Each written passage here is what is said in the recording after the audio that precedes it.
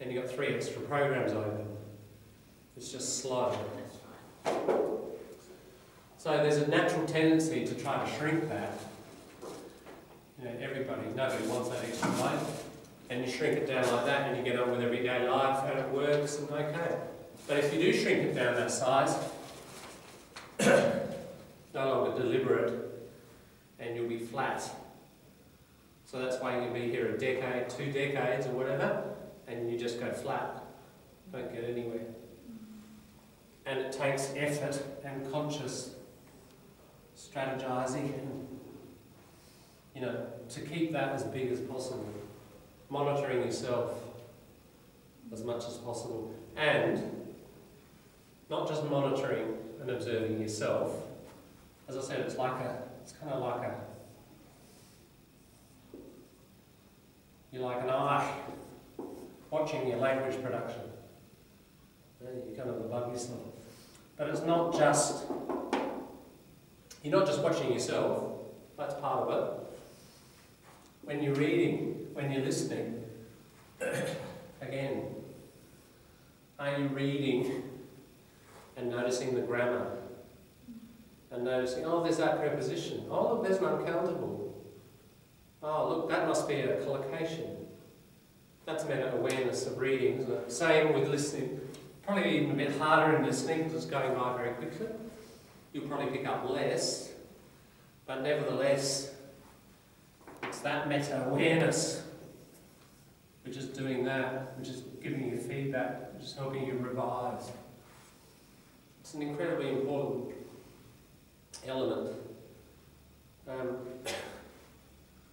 So hopefully in the course we're sort of developing, you know, some techniques and habits to get this happening. It's probably about the most important thing you can do is expand that meta-awareness in your practice. And not just your active practice, but your receptive practice as well.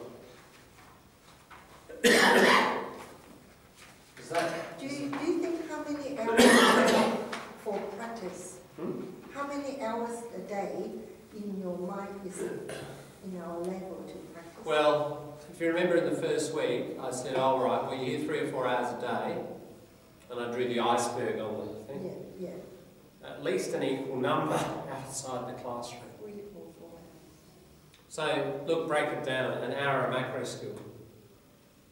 An hour speaking, hour reading, hour listening, hour writing. The writing's hard, isn't it? Can you do an hour of writing? You can. You could. We haven't really talked about how to do that, but you can. The best way, Facebook. And I don't mean just little messages. There's a notes section. I don't know if you know, in Facebook you can write quite long reflections about things. Send them out to real audiences. See what people say. We could look at it if you want. In the Facebooks. Did I show you that before? No. Yeah. I think that's now with social media, we've got the possibility of writing for real audiences. Yeah, not just writing in a diary and you put it under the bed. You write for a real audience. That makes you more conscious, doesn't it? If you're going to send it out to 200 friends or whatever, you're much more careful, much more deliberate about how you write. I mean, if you create a note like this, it could be about anything. A film you saw, a day at the beach, could be about Tony Abbott's collapse, you know, any kind of level of superficial or profound commentary. I mean, it's good to talk about both, write about all that stuff, a range of material. And what you might like to do is write it and not send it straight away. Write it and draft it over 3 days. And come back. It's always good to come back to writing and redraft. And, you know, you get out your activator and you exam dictionary and just the word and all those resources. Craft something up over 3 days. Send it out. You know, do 2 or 3 of those a week. You get some interesting comments back, no doubt. So you could get an hour of writing doing that. Speaking's easy to get an hour, relatively. Probably need more.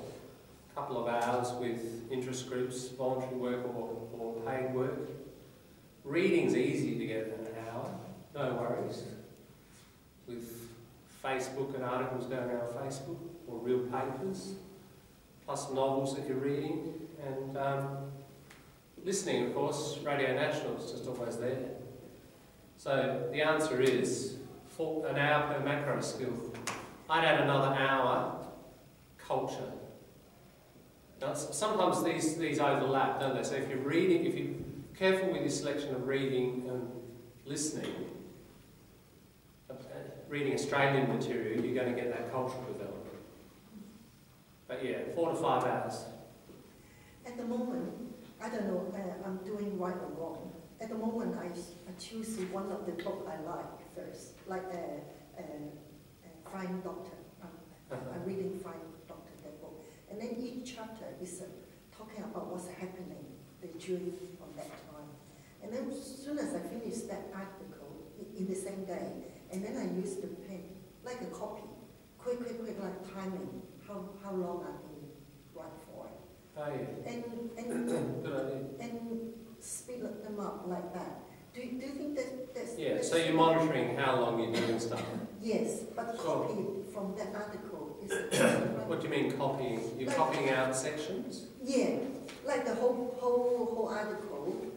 As soon as I finish reading that, okay, you've been difficulty, blah, blah, blah, then pick up the patient, and then start time out, and then I start like... Do you copy it or make your own summary? No, just a copy.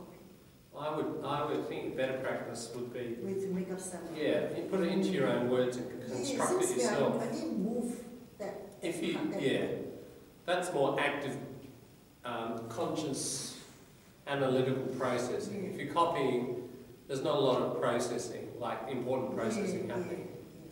You need to, it's a great habit you built there. I just changed the strategy within it to, rather than copying, creation. Yeah, make a summary. Yeah. That's a really good idea though. But because I find I copy, I can speed up the timing during, as soon as I start this course, every day I'm doing it like that.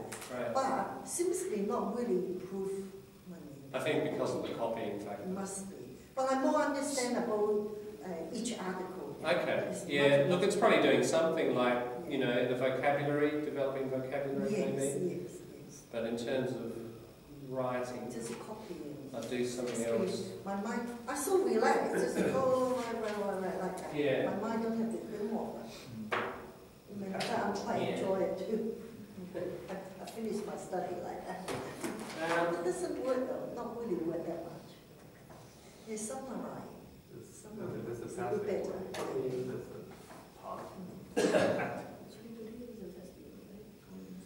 Why don't we do, seeing we're speaking of grammar, why don't we keep going with our present tense grammar? You got that there?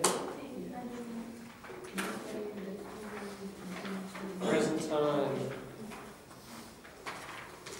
We'll do a little bit of this.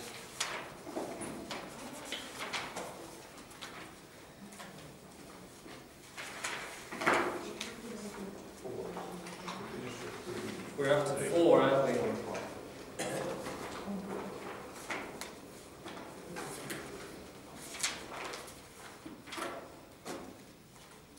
Put each verb in brackets into the present simple or present continuous. I'll just read it through. And have a think about it. I work in a large office with about 30 other people, most of whom I know quite well. You wouldn't say am knowing, because it's stative verb. We spend most of the day together, so we have all become friends. In fact, most of my colleagues are so interesting that I think, could be am thinking, whatever, of writing a book about them. Take Helen Watson, for example. Helen run the accounts department. At the moment, she go out with Keith Ballantyne, one of the sales representatives, and they seem very happy together. But everyone, except Helen apparently, know that Keith fancies Susan Porter. But I happen to know that Susan disliked Keith. I can't stand people who never stop apologising all the time, she told me. And besides, I know he deceived poor Helen. He see Betty Wills from the overseas department. And plenty of other interesting things currently go on. For instance, every week we experience more and more problems with theft, personal belongings, and even money have been stolen. When you realise that someone in your office is a thief, it upsets you at first. But I also try to catch whoever it is before the police are called in. I'm not going to tell you who I suspect. Well, not yet, anyway. Okay, your mission, to put the right present tense form in there, is it the simple form or is it the continuous? Have a go at that for 10 and then we'll review it.